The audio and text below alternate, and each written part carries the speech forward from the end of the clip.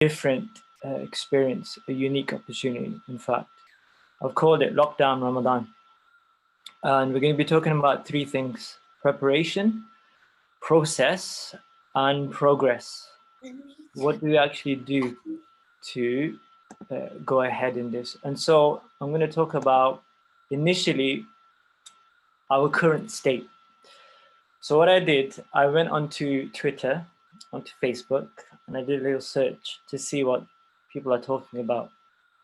And what stood out was people were talking about, I can't imagine a Ramadan without X, Y, and Z. I can't imagine a Ramadan without Taraweeh, without iftar parties, without this and without that. On the other side, I feel depressed because of that. Right? I feel depressed because I'm in this situation, I'm at home. And in some cases, that might be because they're completely alone. So you have converts, for example, reverts, they don't have anybody. So Ramadan for them is going to be particularly even more challenging.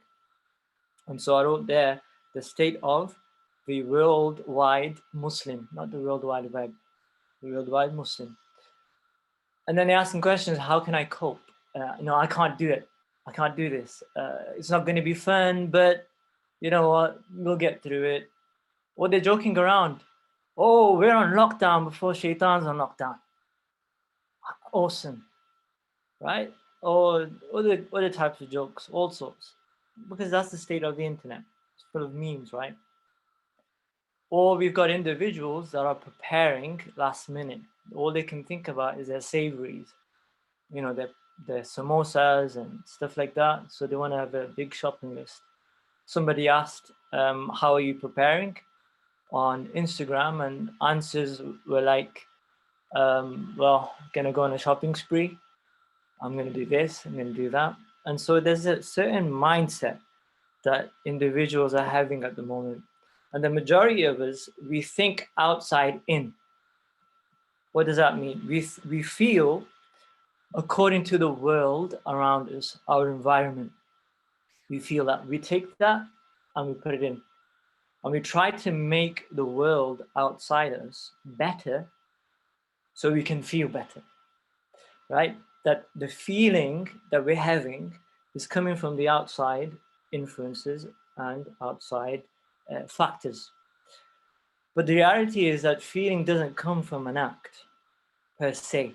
There's a certain segment of it, certain amount of it that is true, but it comes from within. Ultimately, we live in thought. We are thought, and then that manifests into action, right? So we say a statement, for example, I'll be fill in the gap when such and such a thing takes place. Okay, for example, I'll be at peace when the school's open because the kids aren't around. I'll be praying when I'm peaceful. I'll be doing this when I'm like this. So you seek a circumstance and a material or something outside of you, and you seek to change that in order to change yourself. But we need to change this the other way around. We need to first think positively. That's the first step of preparation, right? We have to think inside out.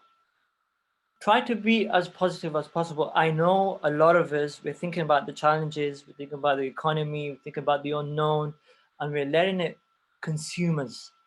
There's so many WhatsApp messages, so many conspiracies, so many different things, so many different elements. It's all unknown. Just switch that off. Switch it off. Start to drag yourself away from it. Slowly, slowly, slowly.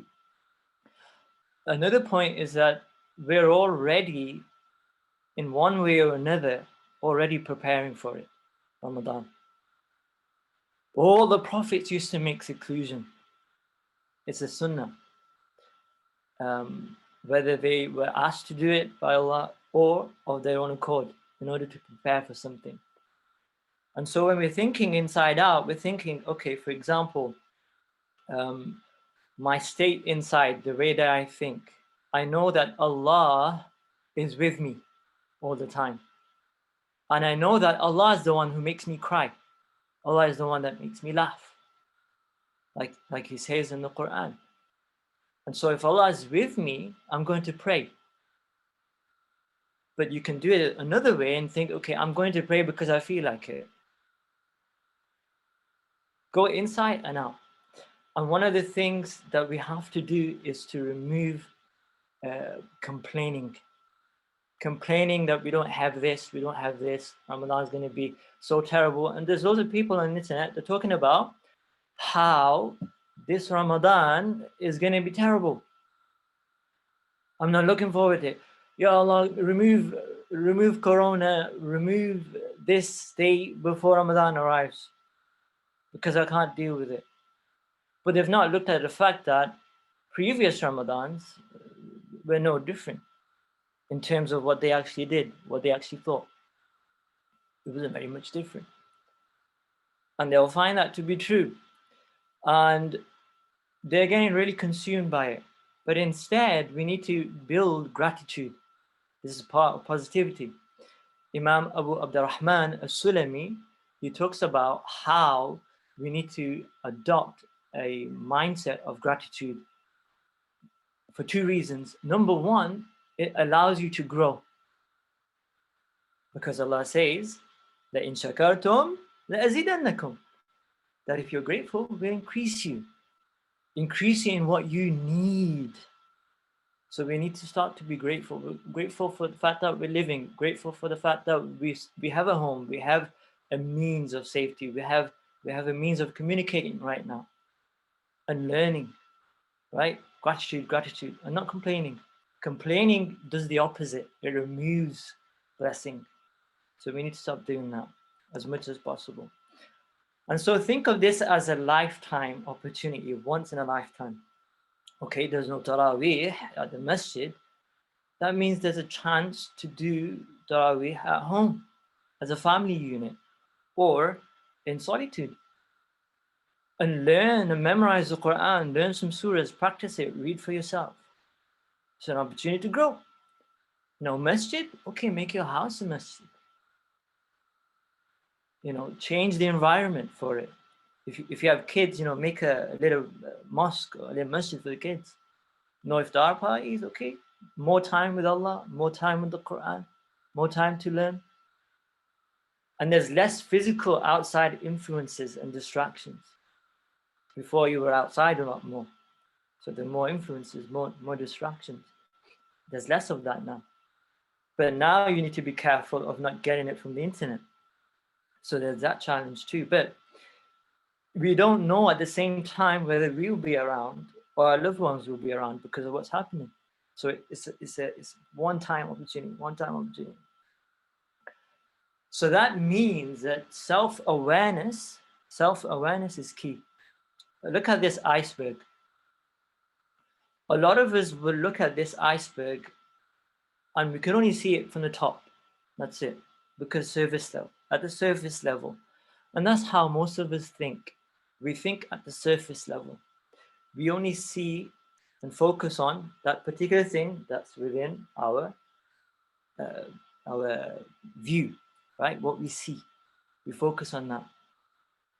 But the reality is there's much more underneath that iceberg. The foundation is underneath. It's what you don't see. And a lot of us are like icebergs. We're essentially icebergs, right? It's what is down below that counts. What's down below, that counts. Your taqwa, which is what you're trying to build. Taqwa means nearness to Allah. The idea that Allah is near, but you're not near. How can I become near? Right? So our mind, our character, our goals, our purpose, our values, right? And our targets. All of that comes here underneath. And we need to build the whole iceberg, not just the top, the whole iceberg. And that comes through thinking inside out, right? Inside out. And we have an opportunity to do that, an opportunity to reflect. And so there's a circle, a triangle of self-awareness. So you realize who you are first and foremost.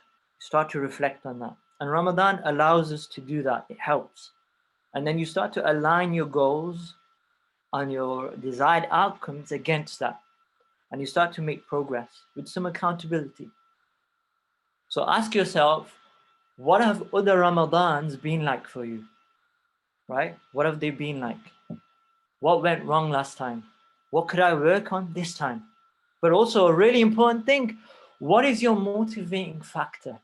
What keeps you going in Ramadan? And how much is that particular thing going to be affected now? What can you do about it? What can you do to replace it? And what kind of a person are you? Are you an outgoing person? Are you an action-centered person? Are you somebody who likes to keep yourself to yourself? Or are you spontaneous? You can't really do things with a routine. You can't stick to something. Recognize that too, because that's going to help you to form a way of actually tackling what's happening and how to make the most of this month. Also, on a family level or a situational level, what type of family do you have? Are all of you fasting? Some families, they're not fasting, or the entire family is not fasting because of their health. What's your scenario? So what can you do stuck inside the house? Right? What are you going to do? Are you not so religious? What can you start to work on? Right? If you're just a couple living together and you're separated from the rest of the families, what are you going to do together? Right? If you have kids, and with the kids, a lot of us now are really challenged because you have to give them a lot of time. They get bored really quickly. They're probably bored already from me talking. And let's go to the next thing. But what can you do as a family unit? What can you do if it's just adults in the house, everybody, and there's no kids? What can you do? So you ask yourself, what's one thing that I can focus on as a goal this time? What's one thing? Because often what we do, Ramadan comes, we get so high and spirited, right? And so enthusiastic, we start to do everything, and then we just die down, die down, die down. We don't want to do anything else. So just pick one thing. And it keeps you going. It's not a samosa bag.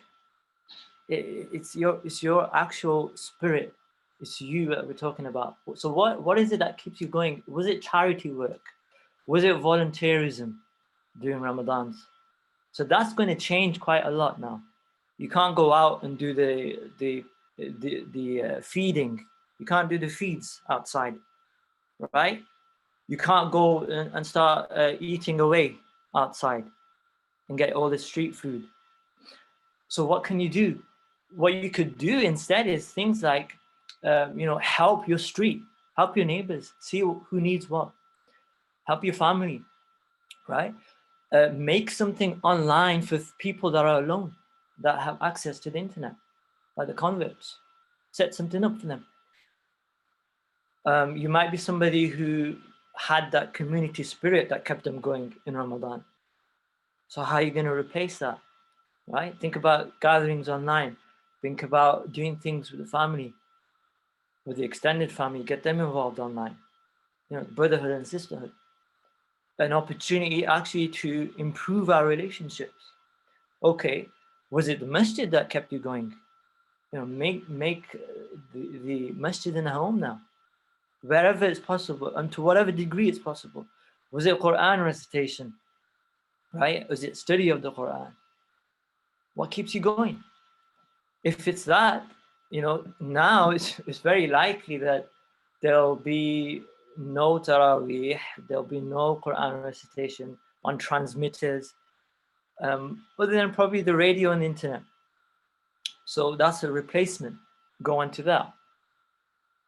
Was it fasting? Was it iftar gatherings? That's going to change too. There could be a lack of supply. There could be a lack of food, the typical food that you eat. You might not have that anymore. People are going crazy. So what can you do? You're going to have less, and you have to do with that. I'tikaf. Maybe that really kept you going, and you really look forward to that every single year. And so take a segment of work that you would normally do, take it off or reduce it. If you're self-employed, then that's another case. But if you're working from home, you want to try and actually make some sort of seclusion within the home to replace it. Studying, learning, reflecting, all these things. What is it that keeps you going? Discover it and replace it. And once you've realized what makes you tick every Ramadan, now think about whether or not that's no longer possible. Get creative. Think of those alternatives, like I've been talking about. You can make a masjid area for the kids, right? Study circles with the family, Jamaats at home, Taraweeh at home. Those of you who have Hufaz in your family, you're fortunate. You can do the Taraweeh at home. They can lead the prayer for you. But start now, not in Ramadan. For many people, Ramadan's already started. It started many months ago. They were preparing, they've been fasting, they've been praying. For some, they've started weeks ago during this lockdown. They've started to pray, they've started to be a bit more conscious, they've started to take classes online. And it's also started in a sense that we're already self-isolating. We're already in khalwa. We're already in the spirit of Ramadan in one sense or another. And also remember that fasting brings out our symptoms. What's wrong with us? What are the things that we're doing? Is it laziness? Is it greed? Is it hate? A lot of us, we become something else when we're fasting throughout the month. And the Quran gives us a cure. The Quran gives us the solutions. That's why when Ramadan is introduced and the Quran is the month of the Quran that you get guidance from. And so you should fast. Because fasting is going to unlock it. It's going to help you unlock it. It's foundational. But start right now. There's nothing stopping you but you. You've got to start right now. Right now. And so what you have to do is think about process. Think about process. Habits. It's all about habit building now. Habits, they're the invisible architecture of our daily life. It's what makes us. It can either be a good servant or it can be a bad master. It'll either break us or make us. And so what you have to do is start to think about and start to plan right now about what routine you can make. And ideally, it should be around your salah. A lot of us that are now working at home, I've spoken to some people, they're saying that they're able to now pray on time and they've scheduled specific times for their prayer and they work around that. And doing a schedule, it helps us make time for the things that are most important to us. And you've got to figure that out. And so think of 7 pegs. Your sahri, and your iftar, and then the 5 prayers. These are the 7 pegs. So you have them up on the wall, have them up somewhere. And then create slots in the day for certain activities. That this is what you're going to do. Time block them. So your time for work, and then your time for reading Quran, your daily read, your time for salawat, your time for learning, your time with the family, your time as for the Taraweeh, right? Set daily goals as well as a monthly goal. And perhaps even you can make a checklist for yourself, for your family, and for your kids. Work on it together. This is a one-time opportunity. There's many goods to it. And let's suppose you fail. You make this list, you make these goals, you do all of this, set a 2-day rule, right? So what you'll do is you'll say, okay, if I failed on today, I can't fail tomorrow. I have to do it tomorrow. I can't let it pass 3 days or let it reach a 3rd day. Set rules, make a system. And so this is process building. And also think progress. So we have preparation, we have process, and we have progress. So what you need to think here is, it's not about doing big things every day over a short period or a long period. It's about doing small things every day over a long period. You need to think beyond Ramadan. Beyond Ramadan. The Prophet ﷺ, he spoke about how the most beloved of action to Allah is those that are most regular, most constant, consistent, even though they're little, the tiniest, illa aqal, the tiniest of things. The most beloved action, meaning that the most blessed actions. And what barakah means is something that continues to grow, continues to progress, and it stays, it sticks. And that comes about from doing things on a consistent degree to a tiny degree. It can be a tiny degree. And so, where do you want to be after the month? Where do you want to follow through? What do you want to follow through with? And how do you maintain the spirit at home that you developed after the month? Think about it. And so, do things with a gradual process. Don't go big first and then small down. Small first, and then you can increase it gradually.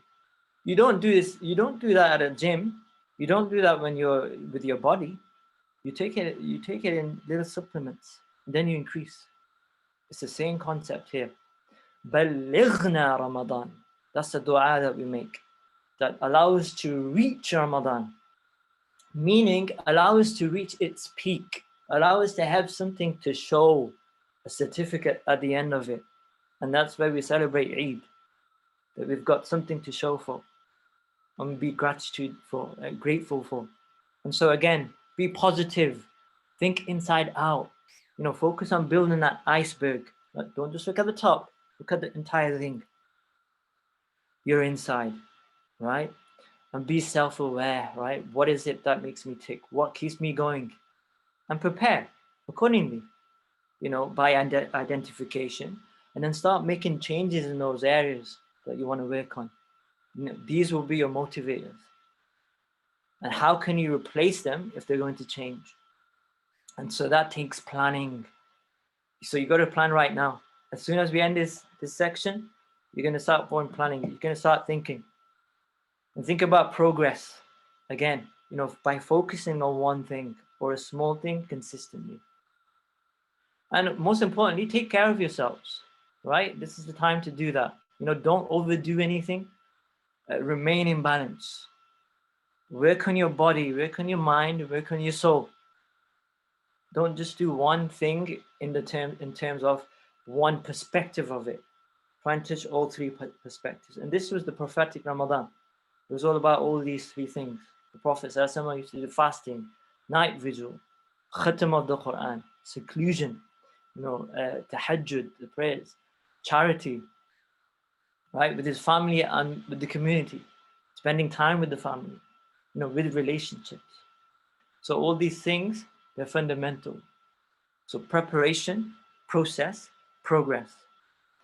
And what you can do is discuss these things with your family, talk about it, think about ideas, because you don't just want outside influences. You need to try and talk about it with your family as a family unit. What are we going to do? How can we make this work? How are we going to improve on Ramadan from last year? On a personal level and as a family unit, or as a couple, or in whatever situation you find yourself in.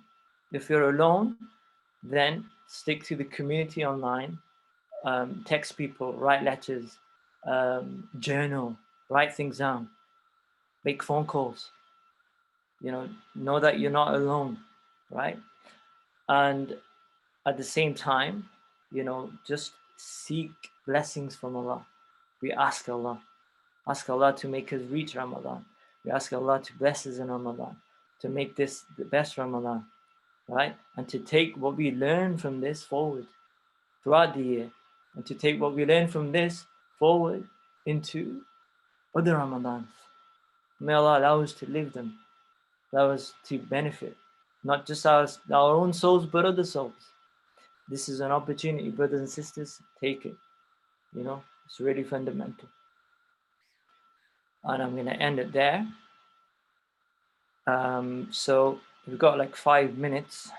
If anybody perhaps has any questions, maybe I think if there are any questions, maybe they can raise their hands electronically or write in the chat box, and then Qari Sahib can maybe answer, if that's okay.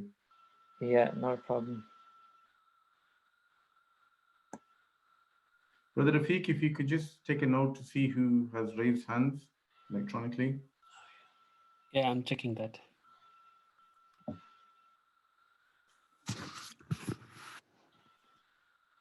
No one has raised a hand so far. And there was one offline question another sister had asked yesterday about fitra amount for Hanafis.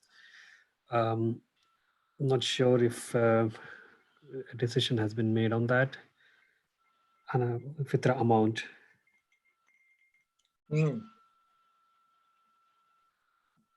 Contact Brother Qasim, you looks like he has got some question. You can unmute yourself and then ask a question, please. Assalamualaikum, sir. Thanks. Have you decided whether we'll be doing the memorization of Surah Mulk for Ramadan, one ayah a day or not? Yeah, Surah Mulk, inshallah, an ayah a day. So one of the ideas that we had was to replacing the Taraweeh or recitation of the Quran was to do something online on a daily basis. And so what we've decided is to do Surah Mulk that we can focus on, an ayah a day.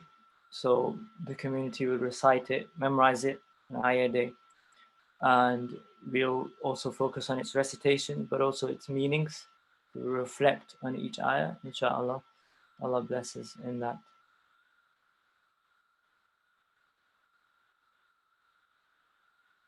Any more questions from anyone?